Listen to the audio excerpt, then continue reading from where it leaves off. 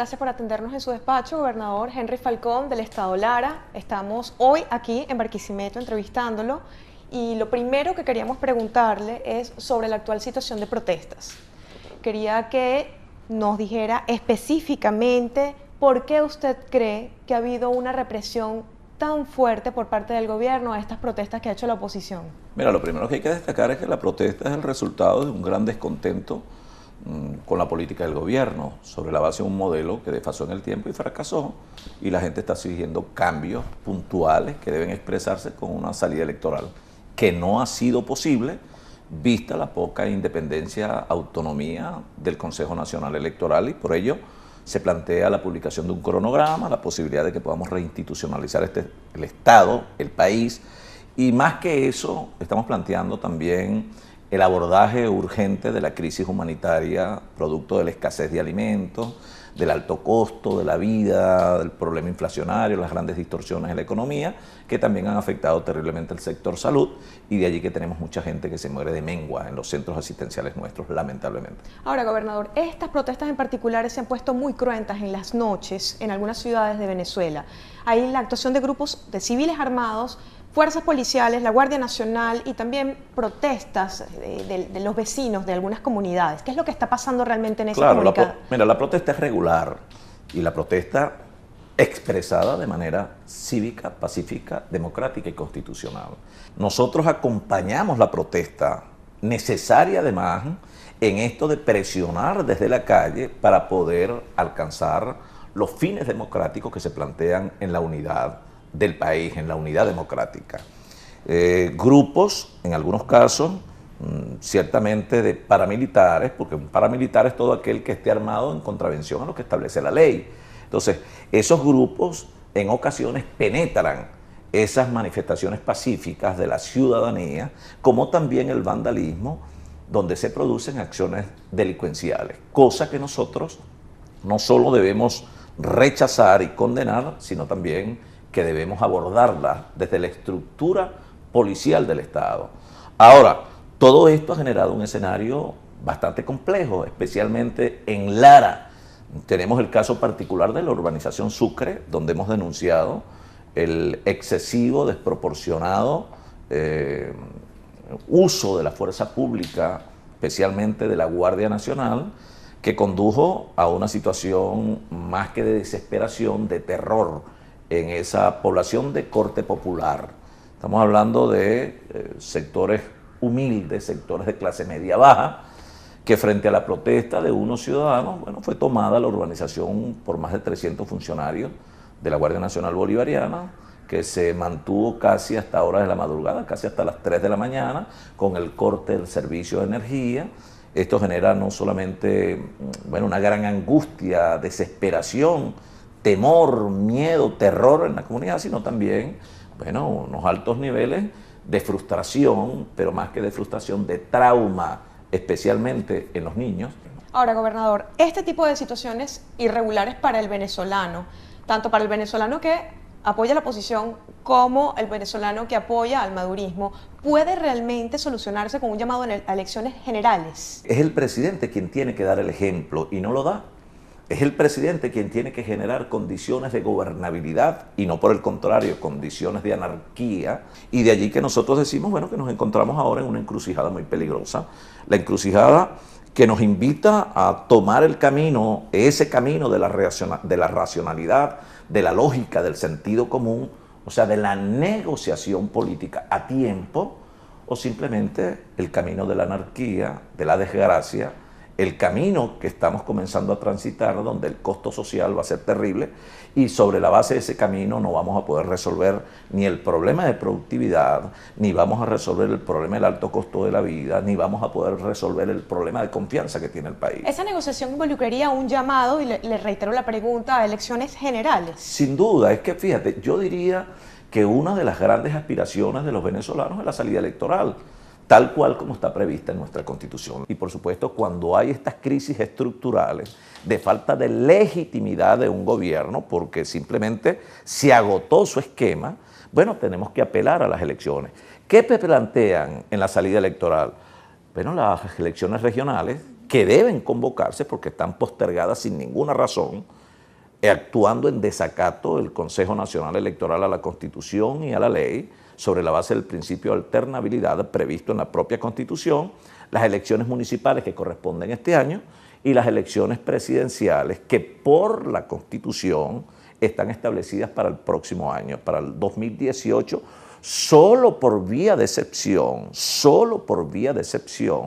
que podía ser producto de una negociación, puede haber un adelanto de elecciones presidenciales una vez que se haga una revisión constitucional y de allí la necesidad de una buena negociación efectiva, eficaz, concreta y respetuosa negociación política. Ahora, la oposición ha dicho que una de las condiciones, o dos de las condiciones para que eso también se lleve a cabo es que sea incluido dentro de ese pedimento de elecciones generales la libertad de los presos políticos y la eliminación de las inhabilitaciones. ¿Está usted de acuerdo con eso? Sin duda alguna, sin duda. Y no solamente eso, es que además, fíjate, se han planteado, digamos, 5 elementos que deben de alguna manera recoger el espíritu real de una negociación. Ahora, no solamente la liberación de los presos políticos, estamos hablando del abordaje efectivo, eficaz de la crisis humanitaria que vive el país, estamos hablando de la salida electoral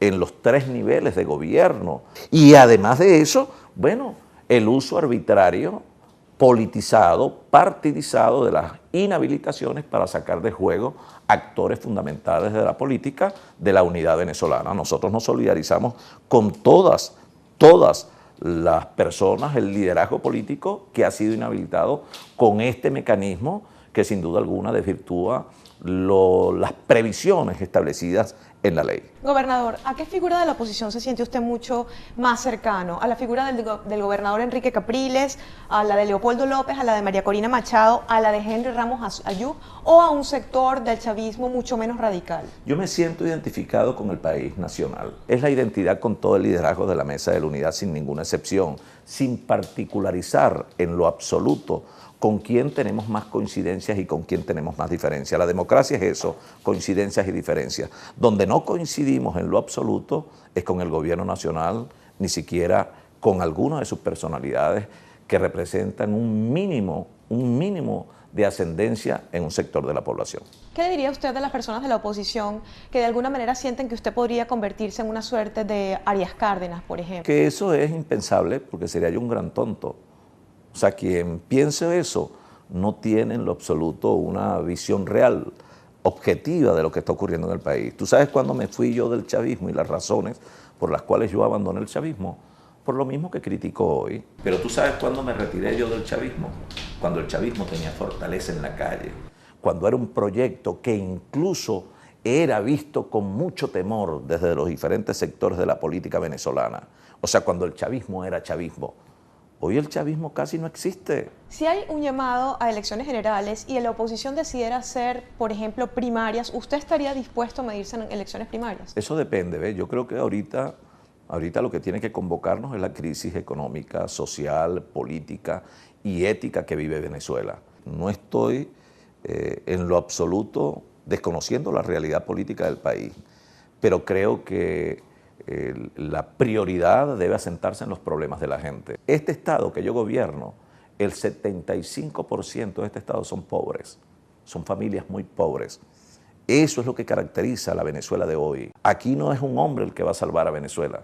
Aquí se trata de tener una visión colectiva, de convocar a todos, de generar de verdad una transición que nos permita la construcción de un gobierno de unidad nacional. Ahora, gobernador, si el gobierno solo decidiera, por ejemplo, convocar elecciones regionales, ¿eso sería suficiente para que las protestas en las calles finalizaran? Pero yo creo que la presión de calle no hay que bajarla aún que el gobierno convoque a las elecciones generales, que dificulto que lo vaya a hacer, en honor a la verdad.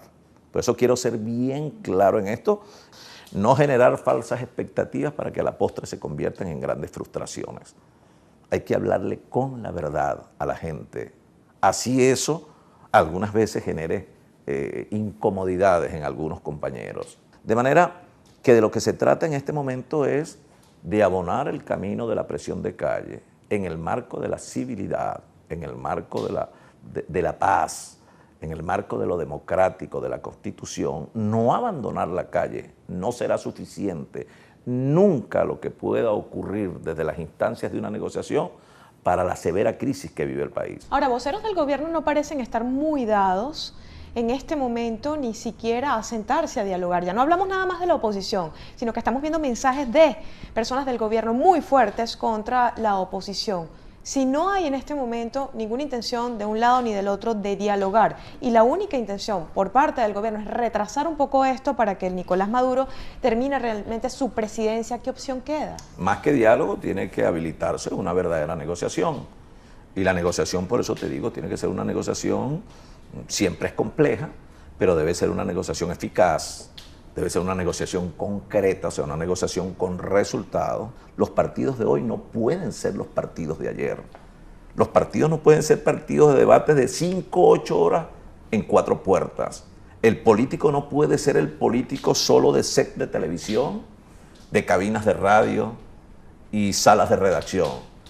El político de hoy tiene que ser el político del barrio, el político de la calle, el político que se acostumbre a llenarse los pies de barrio, a interactuar con la gente. Gobernador, ¿usted cree que desde el madurismo, es decir, desde el gobierno, están esperando que se den algunas garantías para, digamos, algunos ministros, al alto gabinete, para que esas negociaciones puedan terminar en una transición? Mira, yo creo que lo más recomendable para el país es eso, una transición. Ahora, una transición democrática, una transición que sobre la base de una negociación, de un acuerdo, también un acuerdo de unidad nacional, podamos ir a una transición democrática que nos permita en ese lapso, bueno, ejercer todas las acciones políticas, económicas, sociales, incluso donde se tengan que hacer revisiones constitucionales, para poder comenzar a poner orden en este país y garantizar la viabilidad de un gobierno futuro. Porque un gobierno en condiciones de ingobernabilidad, sea el gobierno que sea, en condiciones de inestabilidad social y política, yo creo que va a ser muy difícil. Ahora, gobernador, ¿cómo se hace para que no se confunda garantías que podrían recibir algunos altos personeros del gobierno con impunidad? Sí, fíjate que en otros países donde han ocurrido situaciones de quiebres políticos como el que está ocurriendo en Venezuela hoy, bueno, se ha experimentado sobre una justicia transicional.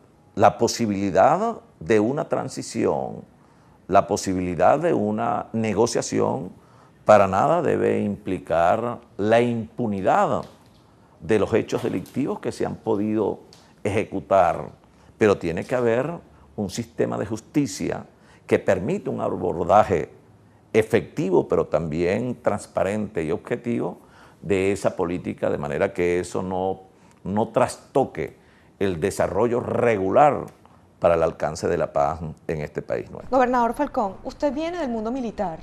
¿Hay en este momento algún indicio que le haga a usted pensar que desde el alto mando militar se está actuando respetando la Constitución, siendo institucionalistas? Las Fuerzas Armadas, ¿quiénes son? Nuestros compañeros militares. Vienen de donde vienes tú y de donde vengo yo, vienen del pueblo. Y sus familias también hacen colas para comprar comida y se ven afectados por la crisis de salud pública del país y seguramente tendrán sus propias consideraciones. Te aseguro, la gran mayoría de ellos, en cuanto a la concepción en la dirección de este gobierno. Pero no podemos nosotros llegar a decir que la Fuerza Armada Nacional, cuando hay situaciones particulares de las Fuerzas Armadas que pudieran estar en contraposición de las previsiones de la Constitución. Gobernador, mi última pregunta. ¿Está condicionado el futuro de la transición venezolana a las Fuerzas Armadas? Yo creo que las Fuerzas Armadas va a tener un rol importante en una transición, como también lo va a tener la Iglesia, como debe tenerlo el sector de los trabajadores y también los partidos, pero también como debe tenerlo el sector productivo y también la academia. Gobernador, gracias por haber estado con Hispano Post hoy con nosotros acá. Le deseamos muchísima suerte.